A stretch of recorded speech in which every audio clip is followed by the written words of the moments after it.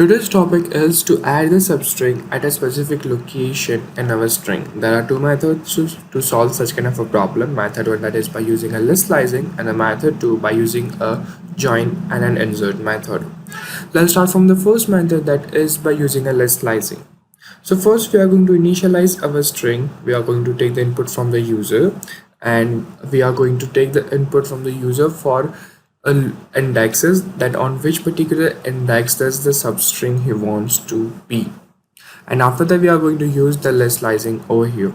So what we're going to do is, after taking the input from the user, that at what specific location the user needs to have a substring, and after that we are going to print the string before that particular index, and after that we are going to add our string number 2, and after that again we are going to print the remaining part of our string 1, and while combining them by using a plus operator, and after that we are going to store them into the string number 3, and we have them as an output.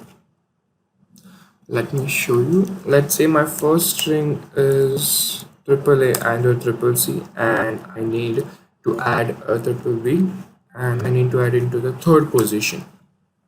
Then as you can see, it got added.